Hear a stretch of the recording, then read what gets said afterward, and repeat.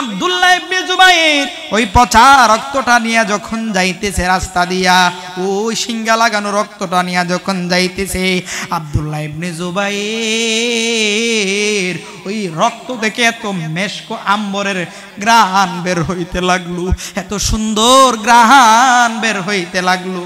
ওই আব্দুল্লাহ ইবনে জুবাইর নিজেকে আর কন্ট্রোল রাখতে পারলেন না। ওই আব্দুল্লাহ ইবনে জুবাইর ওই রক্তটাকে পান করে ফেললেন। জোরে জোরে কন্যা সুবহানাল্লাহ। এবার আমার নবী একদিন সাক্ষাৎ হয়, আব্দুল্লাহ ইবনে জুবাইরকে ডাক দিয়া বললেন, ও আব্দুল্লাহ ইবনে জুবাইর, তোমাকে যে রক্তটা দিছি রে, এই রক্তটা কই কই নিয়া গেলা? এবার আব্দুল্লাহ ইবনে জুবাইর ডাক দিয়া বললেন, ইয়া রাসূলুল্লাহ, ইয়া হাবিবাল্লাহ, নবী গো, এই রক্তটা আমারে দিছেন, আমি যখন রাস্তা দিয়া যাই আর ওই রক্ত দিকিরি এত মেশক আম্বরের ঘ্রাণ বের হইতে লাগছে রে, আমি আব্দুল্লাহ নিজেকে আর কন্ট্রোল রাখতে পারলাম না, আমি নিজেকে আর ধরে রাখতে পারলাম না, আমি ওই রক্তটাকে খেয়ে ফেললাম। জবান যদি রব দিয়ে থাকেন জোরে জোরে কন্যা সুবহানাল্লাহ। আমার নবী ডাক দিয়ে বলে, ও আব্দুল্লাহ, তুমি তো রক্ত পান করো নাই, তুমি তো জাহান্নাম লান তামাসসাকান নার, তোমার জন্য জাহান্নামের আগুন হারাম করে ফেললা। জোরে জোরে কি সুবহানাল্লাহ বলবেন? নবীর পচা রক্ত খাইয়া এখানে আসতে পারি নাই, আমরা চাইলে আসতে পারতাম না, কিন্তু আল্লাহ রাব্বুল আলামিন অসংখ্য অগণিত মানুষের মধ্য থেকে আমাদেরকে যাচাই করে বাছাই করে এখানে এনেছেন, বিদায় আমরা আসতে পারছি। কথা বলেন ঠিক কি না? কারণ সবাই ভালো কাজের অংশীদার হতে পারে না, সবাই ভালো কাজের সুযোগ পায় না, আবার সবাই আল্লাহ রাব্বুল আলামিন সেই তৌফিকও দেয় না। আপনি যদি সত্য সঠিক পথে চলেন, আল্লাহ রাব্বুল আলামিন আপনাকে মৃত্যুর আগে হলেও আপনাকে তওবার দরজা আপনার জন্য খোলা রাখবেন, আপনি তওবা করে যাইতে পারবেন। কিন্তু আপনার জীবন জিন্দেগীর উদ্দেশ্য যদি খারাপ হয়, যে একটা হাদিস আপনাদেরকে শোনাই, হযরতে হুযায়ফা রাদিয়াল্লাহু তাআলা আনহুর কাছে মুনাফিকদের লিস্টটি ছিল। কি ছিল? লিস্ট ছিল। সাহাবীরা বলতেন যে, হে হুযায়ফা, আমার নামটা কি মুনাফিকদের কাতারে আছে? বলতেছে না। আরেকজন বলতেছে আমার নামটা আসেনি। তুমি যখন একা একা থাকো তখন নামাজ পড়োনি? বলে হ্যাঁ, একা একা যখন থাকি তখন নামাজ পড়ি। তখন হুযায়ফা রাদিয়াল্লাহু তাআলা আনহু বললেন যে তোমার নামটা মুনাফিকের কাতারে আর নাই। কারণ যারা ফাসিক, যারা গুনাহ করে, পাপিষ্ট, তারা গুনাহ করার জন্য নির্জনতা খুঁজে। কি খুঁজে? গোপন জায়গা খুঁজে, আড়াল খুঁজে পাপ করার জন্য, ঠিক কি না? আর আল্লাহর মাহবুব বান্দারা, ইমানদার বান্দারা নির্জনতা খুঁজে, নীরবতা খুঁজে, অন্ধকার খুঁজে ইবাদতের জন্য। কিসের জন্য? এই জন্য হুযায়ফা রাদিয়াল্লাহু বলছেন, তুমি যদি আদারে যদি নামাজ পড়ো, নির্জনে যদি তুমি নামাজ পড়ো, তাহলে তুমি মুনাফিক না। আর আমরা নির্জনতা পাইলে আমরা কি করি? নামাজ পড়ি। আমরা প্রকাশ্যে নামাজ পড়ি, মানুষকে দেখাই। আপনি যখন রাতের বেলা উঠে তাহাজ্জুদের নামাজ পড়ে আল্লাহর কাছে চাইবেন, ওই চাওয়াটার মধ্যে লোক দেখানো হতে পারে না। কারণ ওই সময়টা এমন একটা মুহূর্ত, ওই সময়টা এমন একটা মুহূর্ত আল্লাহ রাব্বুল আলামিন আপনাকে ডাকে, বান্দা আয়, আমি তোমাকে ডাকতেছি। প্রথম আসমানে আয়েশা এভাবে বান্দাকে ডাকে, বান্দা আয়, তোমার কি চাও? তোমার বান্দা রিজিকের দরকার,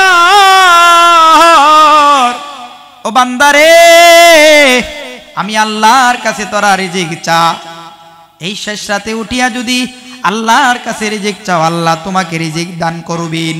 আল্লাহর কাছে তুমি যা চাও, তুমি হায়াত চাও, বন্দিগি চাও, আল্লাহর কাছে যতই কিছুই না চাইবা না কেন, আমার আল্লাহ রাব্বুল আলামিন প্রথম আসমানে ডাইকা আইসা ডাইকা বলে, এ গোলাম তোরা কি চাইবে চা, আমি আল্লাহর কাছে যা চাইবা আমি আল্লাহ তোমাদেরকে তাই দিব, ঠিক কি না?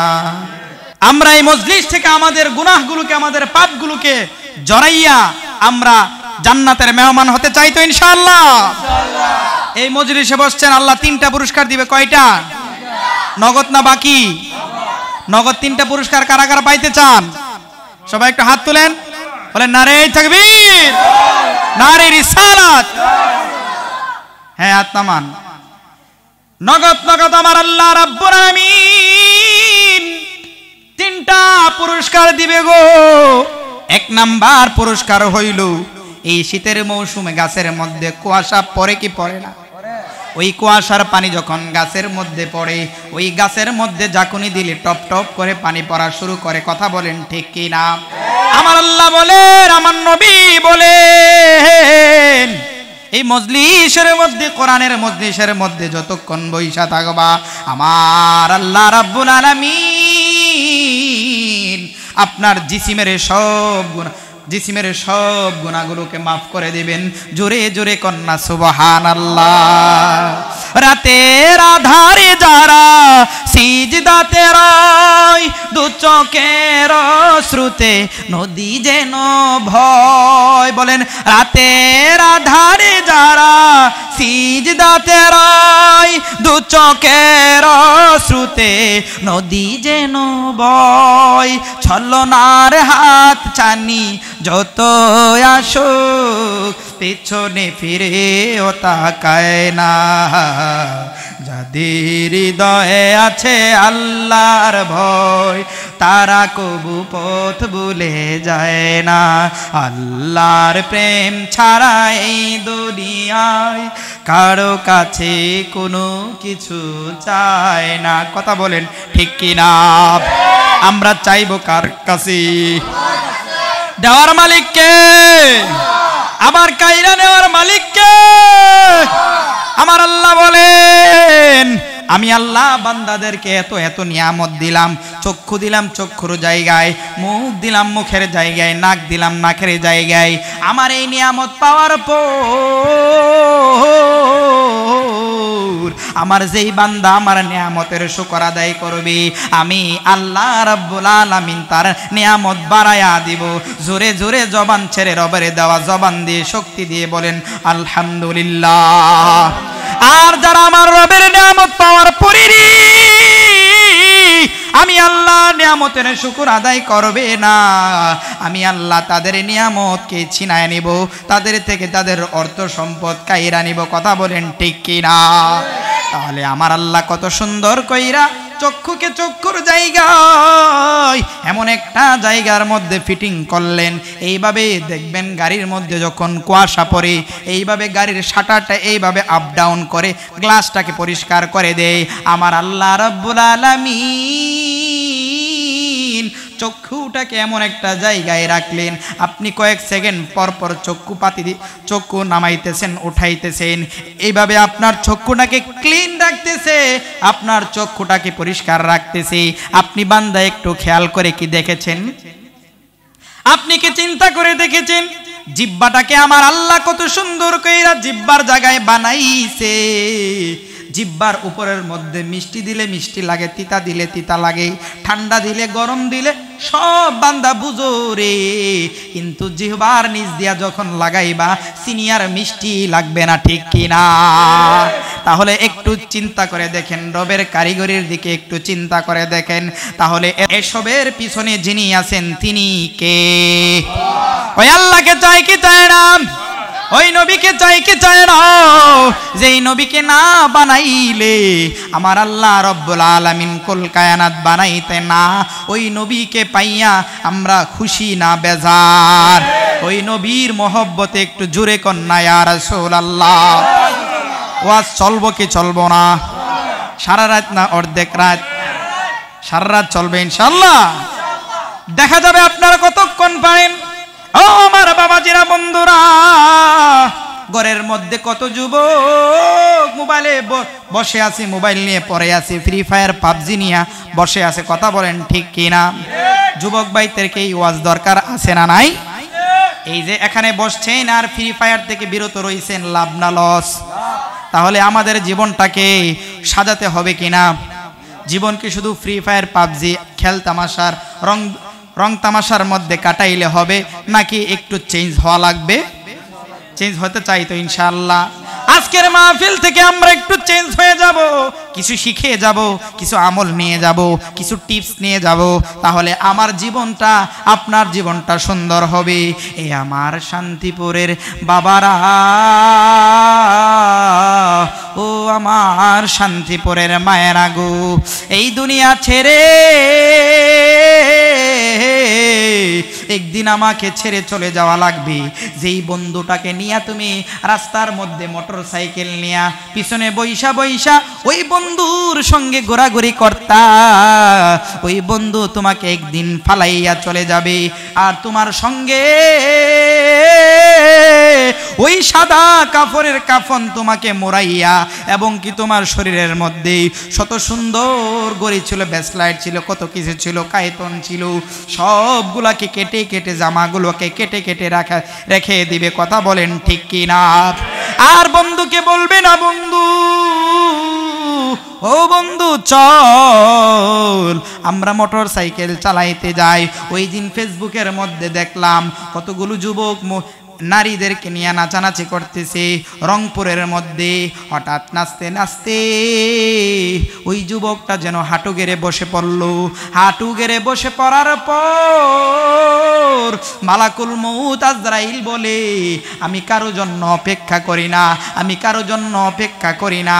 আমার সময় যখন এসে যাবে, আমার সময় আমি ঠিক সময় আগেও না পরেও না, একদম পারফেক্ট সময় বান্দা তোমার রুহুগুলাকে কবজ করব। ঠিক কিনা?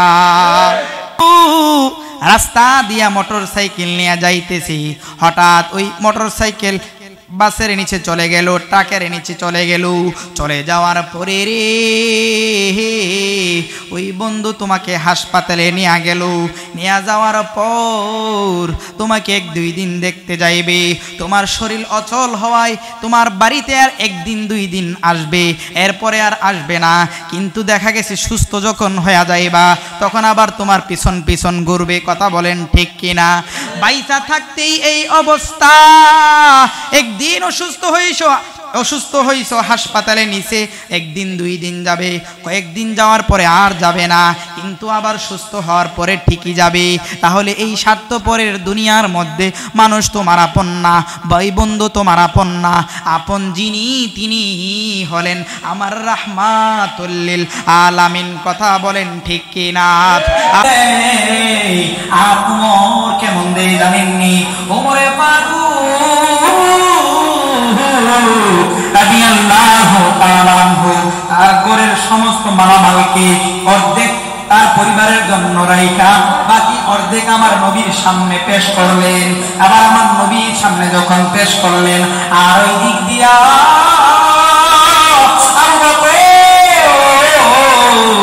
ছোট্ট একটা গাটুরি বানাইয়া, ছোট্ট একটা পুটলি বানাইয়া, আবু বকর তেমন কিছুই নাই, ওই আবু বকর আমার নবীর সামনে ওই পুটলাটা যখন হাজির করলেন, গড় জারু দিয়া দিয়া যা আছে সব কিছু, এমন কিছুই বাকি নাই, সব কিছু আমার নবীর সামনে হাজির করলেন। আমার নবী তো জানে কার ভিতরে আমি নবীর মহব্বত কতটুকু। আমার নবী জানে।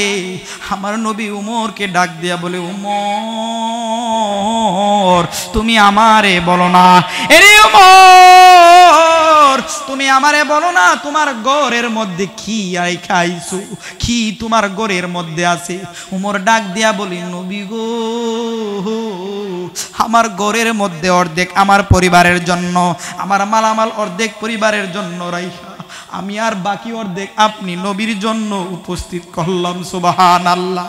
মদিনা ইমানের বাড়ি, ইমানদারের ঠিকানা, ইমানদারের ঠিকানা, ইমান ছাড়া নামাজ রোজা কিছুই কবুল হবে না।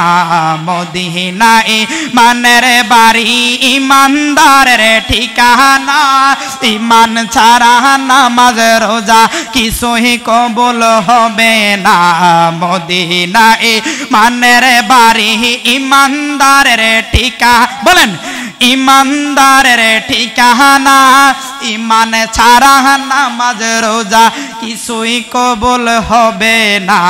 মদিনায় ইমানের বাড়ি ইমানদারের ঠিকানা, ইমান ছাড়া নামাজ রোজা কিছুই কবুল হবে না। কথা বলেন ঠিক কিনা?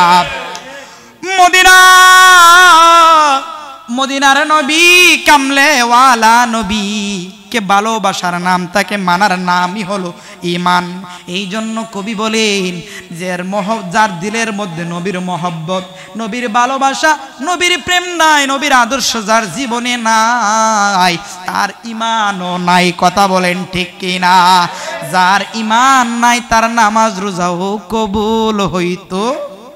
কথা বলেন, জোরে বলেন ঠিক কিনা? ঈমান না থাকলে কাজ হবে। আমার নবী ইসলামে মানুষদেরকে প্রবেশের পর আগে ঈমান শিক্ষা দিছে। কি দিছে? আগে নামাজ শিখায় নাই। আগে যদি বলি নামাজ পড়ো, নামাজ পড়ো, মানুষ নামাজ পড়বে না। আগে ঈমানের পাওয়ারটা, ঈমানের তেজটা নবী বুঝাইছে। ঈমান যে কত দামি জিনিস, ঈমান যে কত পাওয়ারফুল জিনিস। ঈমান বুঝলে বান্দা অটোমেটিক্যালি নামাজ পড়বে। ঠিক কিনা? এই জন্য বুক ভরা নবীর মহব্বত, ভালোবাসা আমাদের হৃদয়ের মধ্যে থাকতে চাই কি চায় না? এই জন্য বাবারা, বন্ধুরা, আমার নবী ওই আবু বকরকে ডাক দিয়া বলে, আবু বকর, তুমি তোমার ঘরের মধ্যে কি রাইখা আসলা? এই কথা বলার পরে আবু বকর আমার নবীকে ডাক দিয়া বলে, ইয়া রাসূলুল্লাহ, ইয়া হাবিবাল্লাহ, নবী গো, আমি আমার ঘরের মধ্যে আমার থাকার বলতে কিছুই নাই। আমি আমার ঘরের মধ্যে যা আছে সব কিছু গাটুরি বানাইয়া, পুটলা বানাইয়া আপনি নবীর সামনে উপস্থিত করালাম। জোরে জোরে কন্যা সুবহানাল্লাহ। ঘরের মধ্যে আছে আমার নবী, ওই ঘরের মধ্যে আছে আমার আল্লাহ, ওই ঘরের মধ্যে আপনি আর আল্লাহ ছাড়া আর কেউ নাই। সুবহানাল্লাহ। ওই আমার বন্ধুরারি, ও বাবাজিরা গো, আব্দুল্লাহ ইবনে জুবায়ের এক সাহাবী ছিল। আমার নবীর শরীরের মধ্যে একদিন সিঙ্গা লাগাইছিল। সিঙ্গা বর্তমানে হিজামা, চিনেন না? ওই হিজামা সিঙ্গা লাগানো হলো সুন্নত। নবী একদিন তার মুবারক শরীরের মধ্যে সিঙ্গা লাগাইছে। সিঙ্গা লাগানোর পর ওই দূষিত পচা রক্তটা আব্দুল্লাহ ইবনে জুবায়েরের কাছে দিল। আব্দুল্লাহ ইবনে জুবায়েরের কাছে যখন দিল, রে যাও এইটা কোথাও পুঁতে দিয়ে আসো, যাও এইটা কোথাও তুমি রেখে দিয়ে আসো। আবার আব্দুল্লাহ ইবনে জুবায়ের কি করলো শুনেন, ওই পচা রক্তটাকে নিয়া রাস্তা দিয়া যখন যাইতেছে, ওই রাস্তা দিয়া যখন যাইতেছে রে বন্ধু, ওই আমার শান্তিপুরের বাবারা, এই আমার শান্তিপুরের মা বোনেরা রে, ওই আব্দুল্লাহ ইবনে জুবায়ের ওই পচা রক্তটা নিয়ে যখন যাইতেছে রাস্তা দিয়া, ওই সিঙ্গা লাগানো রক্তটা নিয়ে যখন যাইতেছে, আব্দুল্লাহ ইবনে জুবায়ের ওই রক্ত দেখে এত মেশকো আম্বরের গ্রান বের হইতে লাগলো, এত সুন্দর গ্রান বের হইতে লাগলো। ওই আব্দুল্লাহ ইবনে জুবায়ের নিজেকে আর কন্ট্রোল রাখতে পারলেন না। ওই আব্দুল্লাহ ইবনে জুবায়ের ওই রক্তটাকে পান করে ফেললেন। জোরে জোরে কন্যা সুবহানাল্লাহ। এবার আমার নবী একদিন সাক্ষাৎ হয়, আব্দুল্লাহ ইবনে জুবায়েরকে ডাক দিয়া বললেন, ও আব্দুল্লাহ ইবনে জুবায়ের, তোমাকে যে রক্তটা দিছি রে, এই রক্তটা কই কই নিয়া গেলা? এবার আব্দুল্লাহ ইবনে জুবায়ের ডাক দিয়া বললেন, ইয়া রাসূলুল্লাহ, ইয়া হাবিবাল্লাহ, নবী গো, এই রক্তটা আমারে দিছেন। আমি যখন রাস্তা দিয়া যাই আর ওই রক্ত দেখি রে, এত মেশকো আম্বরের গ্রান বের হইতে লাগছে রে, আমি আব্দুল্লাহ নিজেকে আর কন্ট্রোল রাখতে পারলাম না, আমি নিজেকে আর ধরে রাখতে পারলাম না, আমি ওই রক্তটাকে খেয়ে ফেললাম। জবান যদি রব দিয়ে থাকেন জোরে জোরে কন্যা সুবহানাল্লাহ। আমার নবী ডাক দিয়ে বলে, ও আব্দুল্লাহ তুমি তো রক্ত পান করো নাই, তুমি তো জাহান্নাম লান তামাসসাকান নার, তোমার জন্য জাহান্নামের আগুন হারাম করে ফেললা। জোরে জোরে কি সুবহানাল্লাহ বলবেন? নবীর পচা রক্ত খাইয়া, নবীর ওই পচা রক্ত খাইয়া যদি জাহান্নাম হারাম হয়, তাহলে এবার চিন্তা করে দেখেন ওই নবী কত দামি, ওই নবী কত মর্যাদাবান, ওই নবীর মর্যাদা কেমন, ওই নবীর মহব্বতে একটু জুড়ে বলেন না ইয়া রাসূলুল্লাহ। বদরের যুদ্ধের ডাক চলে আসলো। হযরতে হানজালা রাদিয়াল্লাহু তাআলা আনহু ওই ডাক শোনার পরে ওই ডাক শোনার পরে আবু বকর নিজেকে আর ওই হানজালা রাদিয়াল্লাহু তাআলা আনহু তিনি নতুন বিবাহ করছেন। হানজালা রাদিয়াল্লাহু তাআলা আনহু তিনি যখন নতুন বিবাহ করছে, রাস্তা দিয়ে যাইতেছে এক লোক আর বলতেছে কুতিলা মুহাম্মদ, মুহাম্মদ তো শহীদ হয়ে গেছে। এই কথা শোনার পরে ও আমার বাবাজিরা রে, ওই হানজালা রাদিয়াল্লাহু তাআলা আনহু ফরজ গোসল করার জন্য তিনি যখন ওয়াশরুমের মধ্যে গোসল করার জন্য যখন গেলেন, এবার যখন শুনলেন নবী নাই,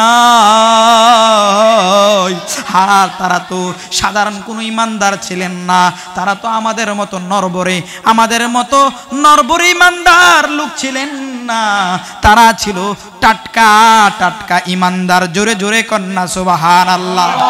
ওই হানজালা রাদিয়াল্লাহু তাআলা আনহু, আজকে দেখা যায় আমরা নতুন কেউ যদি বিবাহ করে মাহফিলও যায় না, ঘর থেকেই বের হয় না, কথা বলেন ঠিক কিনা, আছে না নাই? ওই হানজালা রাদিয়াল্লাহু তাআলা আনহু নতুন বিবাহ করছে, ফরজ গোসল করতে যাইতেছে, রাস্তা দিয়া কে যেন বলতেছে নবী নাই। এবার গোসলের মগটাকে ফালাইয়া ঘরের মধ্যে দৌড়াইয়া তরবারিটা হাতে লইয়া দৌড়াইয়া যায় নবীর শত্রুদেরকে শেষ করে দেওয়ার জন্য।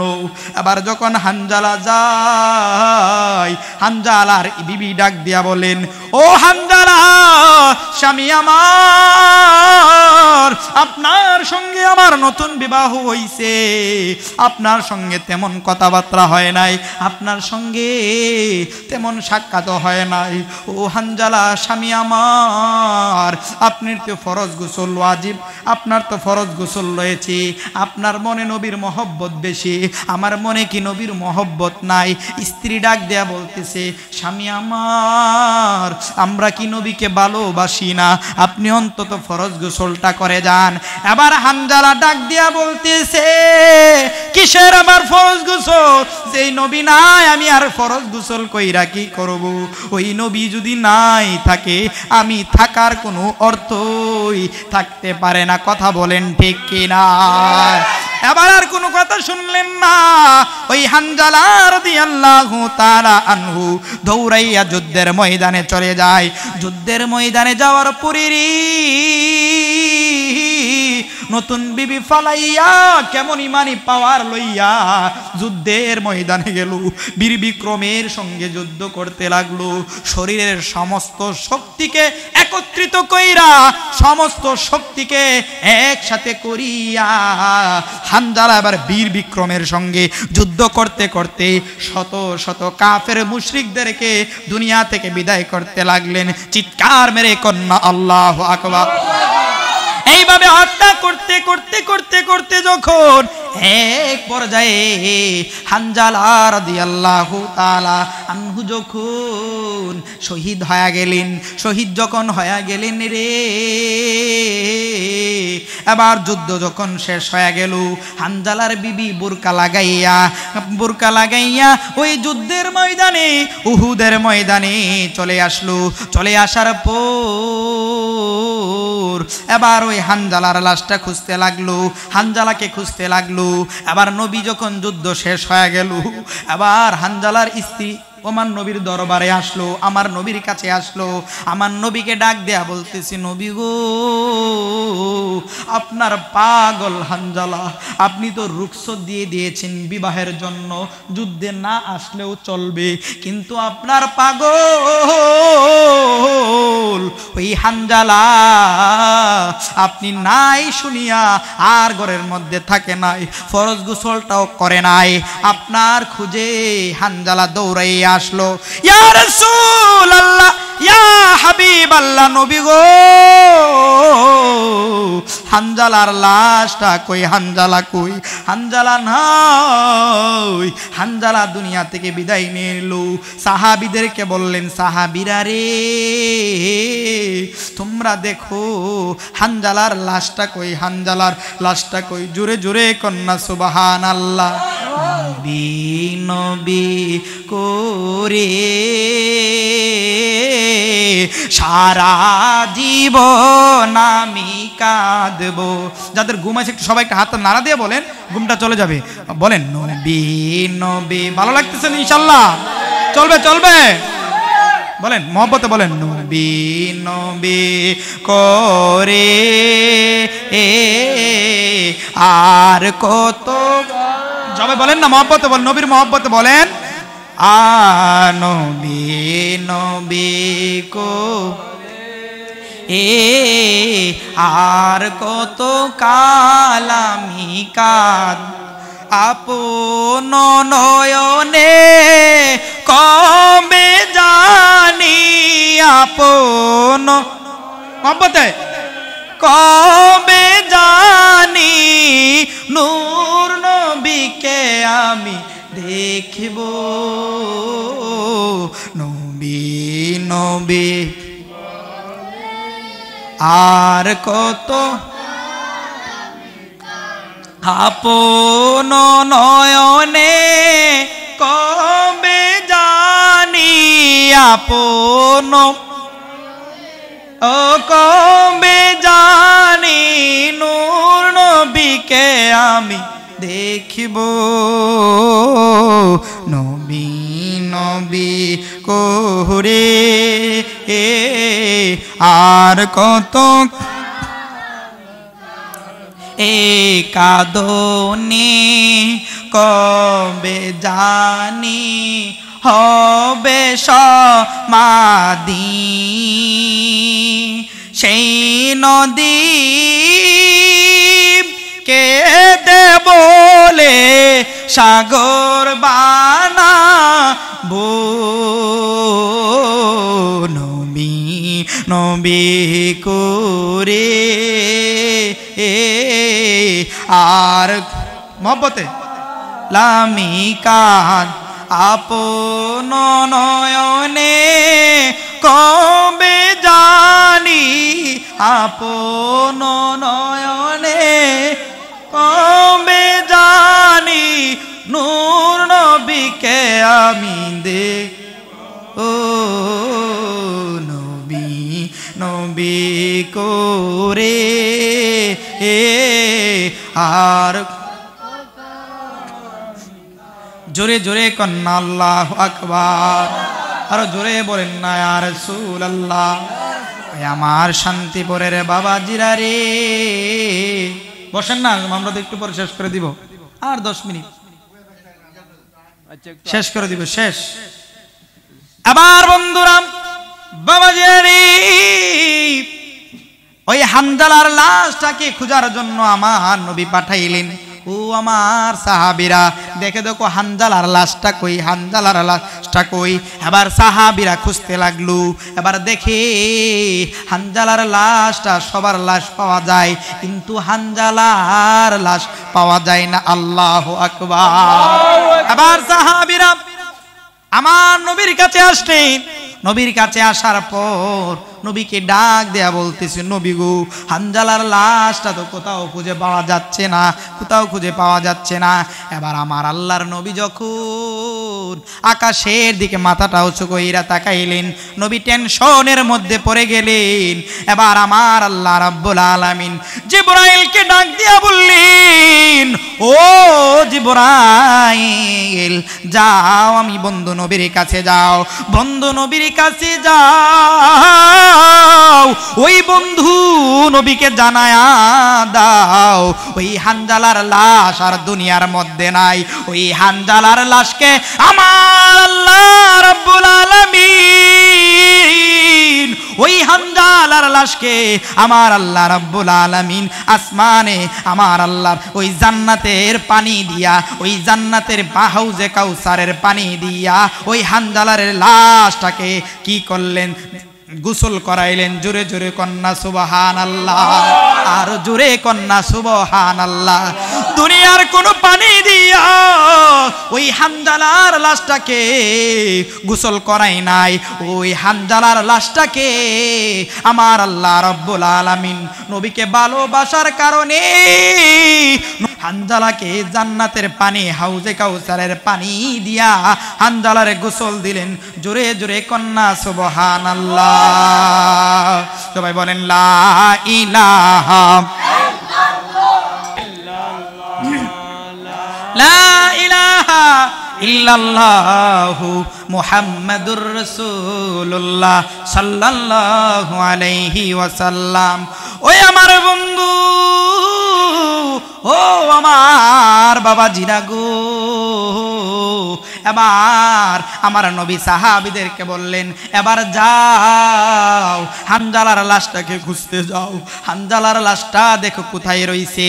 এবার সাহাবীরা যখন হানজালার লাশটাকে খুঁজতে যায়, এবার এক জায়গার মধ্যে যাইয়া দেখে হানজালার মাথা থেকে চুলের আগা বেবে, দাড়ির আগা বেবে 90 গোসলের পানির ফোঁটা জমিনের মধ্যে পড়তেছে। সুবহানাল্লাহ। ভালোবাসার জায়গা মদিনা, ভালো লাগার জায়গা মদিনা। বলো ভালোবাসা, হাত লাড়া বলেন, মহব্বত বলেন, ও ভালো লাগলাম, শরীরটা একটু লাড়া দেন না, ঘুমটা চলে দেব। ভালোবাসার জায়গা মদিনা, ও ভালো লাগার জায়গা মদিনা, এত সুন্দর জায়গা কোথাও দেখি না, সাজিয়েছেন দয়াল রব্বানা। ভালোবাসার জায়গা না, ভালো ভালোবাসার জায়গা মদিনা, ভালো লাগার জায়গা মদিনা। চিৎকার মেরে কন্যা আল্লাহু আকবার, আর জোরে কন্যা ইয়া রাসূলুল্লাহ। ওই নবীর মহব্বত অন্তরে থাকা চাই কি চায় না? এ আমার বন্ধুরা রে, ও আমার বাবাজিরা গো, আপনাদেরকে আজকে যে আলোচনা শোনাইলাম, এই আলোচনা শোনা তখনই সার্থক হয়ে যাবে। এই আলোচনাগুলো যদি আপনার আমলে যদি পরিবর্তন ফিটিং করতে পারেন, তাহলে আপনার জীবন সুন্দর, আখিরাতও সুন্দর, ঠিক কি না? এই জন্য বাবারা আপনাদেরকে বলতে চাইছিলাম, আমাদেরকে রাতের আধারে দুনিয়ার মধ্যে মানুষ নির্জনতা খুঁজে। প্রথমেই হাদিসটা বলছিলাম, দুনিয়ার মানুষগুলো নির্জনতা খুঁজে অন্যায়ের জন্য, অপরাধের জন্য। ফাসেক যারা, যারা পাপাচার গুনাহগার, তারা অন্ধকার খুঁজে, নির্জনতা খুঁজে গুনাহ করার জন্য। আর ইমানদাররা নির্জনতা খুঁজে কিসের জন্য? ইবাদতের জন্য। এখানেই পার্থক্য হয়ে যায়, ইমানদার কারা, মুনাফিক কারা। কথা বলেন ঠিক কি না? তাহলে শুধু আমরা কি শুধু নামাজ পড়তে যাব জুমার দিন, নাকি 5 ওয়াক্ত যাব? ঠিক কয়া কারা কারা যাইবেন একটু হাত তুলে দেখান। নারে তাকবীর, নারে রিসালাত। একটু হাতটা ভালো করে তুলেন। নারে তাকবীর, নারে রিসালাত। হাত নামান।